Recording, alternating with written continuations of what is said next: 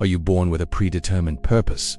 Or do you create your own? What if you are entirely free and entirely responsible for who you become? In this video, we're going to meet one of the most influential philosophers of the 20th century, the man who proclaimed that existence precedes essence. Welcome to the Socratic Sense, where we bring you the best of philosophy to help you think better so you can feel better. First, a quick disclaimer. This is the first video in our new series on existentialism. So if you haven't heard of existentialism or some of these big words yet, don't worry. As we move through this series, you'll get introduced to all of these really important concepts. And if you've never studied philosophy before, it's going to be an easy introduction to the study of philosophy. So let's begin. Who was Jean-Paul Sartre? Jean-Paul Charles Ahmed Sartre was born in Paris in 1905 and died in 1980.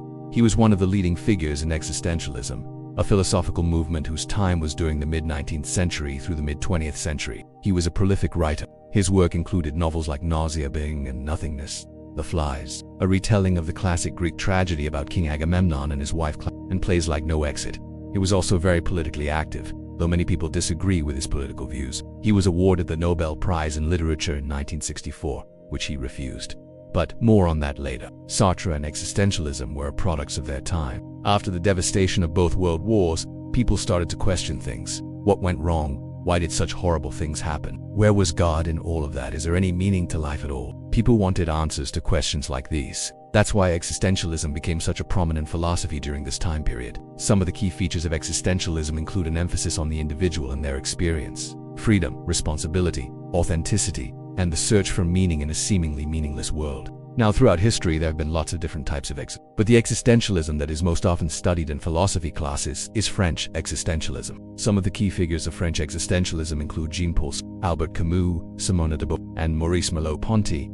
These philosophers built off of each other's ideas, but they each contributed something a little bit different. In this series, we were mostly going to focus on Jean-Paul Sartre, because he is the one who put forth the idea that existence precedes essence. So let's dive in. Let's begin with the phrase existence precedes essence. At its most basic, the idea of existence precedes essence means that humans are not created with a predetermined purpose. Instead, we find ourselves thrown into existence without any pre-given nature or definition, and then we make our own meaning as we go along. Think about it this way. If I manufacture a paper knife, the paper knife is designed to cut paper. That is its purpose or essence. But the paper knife doesn't exist until it's manufactured. In this case, essence comes before existence. But what about if the paper knife is made by God? Maybe God created the paper knife because he knew humans would need a tool to cut paper. In that case, you could say that God created the paper knife with the purpose or the essence of cutting paper in mind. So again, essence comes before existence. But according to Sartre, when it comes to humans, it's just the opposite. Humans are simply thrown into existence first, and then we define ourselves as we go along. We determine our own essence by the choices we make and the actions we take.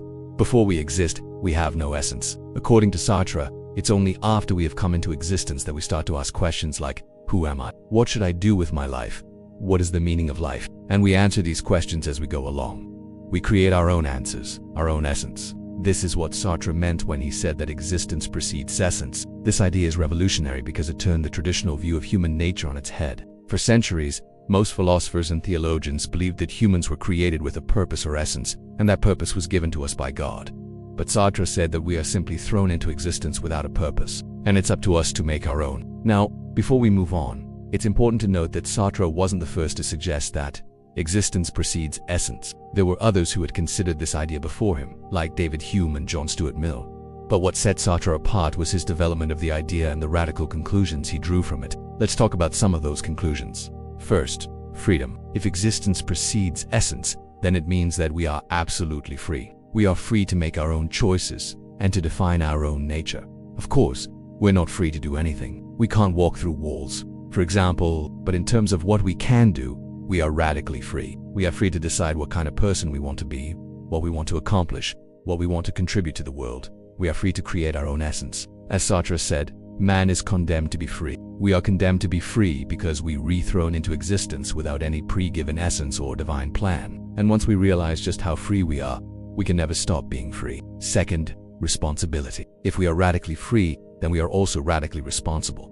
We are responsible for every choice we make, and with that responsibility comes anguish. Anguish is the feeling that comes over us when we realize just how much freedom and responsibility we have. We are responsible for defining ourselves. We are responsible for deciding what is good and what is evil. We are responsible not only for ourselves but for everyone else too, because every choice we make implies a universal call to action. When we choose to do something, we are choosing for all people everywhere. As Sartre said, we are responsible for all humanity, and that responsibility is terrifying. We can't blame anyone else for our mistakes. There is no external guide or authority to turn to.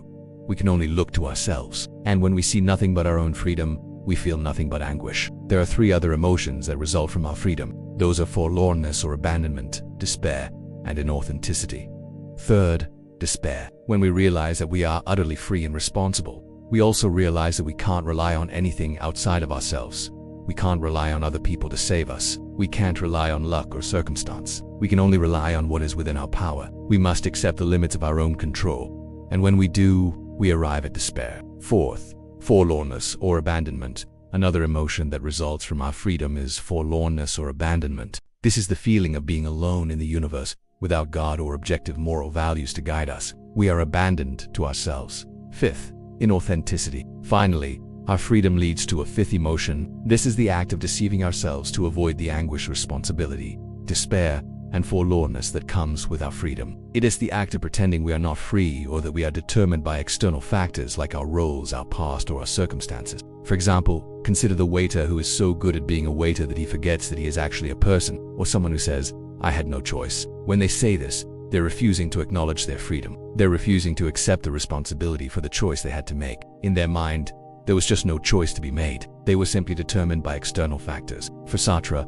bad faith is a refusal to live authentically. It's a refusal to accept our freedom and responsibility. It's a refusal to be who we really are. So that was a quick introduction to Jean-Paul Sartre and existentialism. In this series, we're going to dive even deeper into some of the ideas we talked about here today, like anguish, responsibility, bad faith, and more. We're also going to learn about some other existentialist thinkers like Albert Camus and Simone de Beauvoir. So are you ready to embrace your radical freedom? Share your thoughts on Sartre's challenging ideas in the comments below. Don't forget to like this video and subscribe to the Socratic Sense for more profound philosophical insights. Thanks for watching. I hope you enjoyed this episode. If you did, please hit the like button and share it with your friends. Do you not forget to subscribe to the Socratic Sense and hit the notification bell so you never miss out on new episodes. You can also follow us on social media to see more from the Socratic Sense.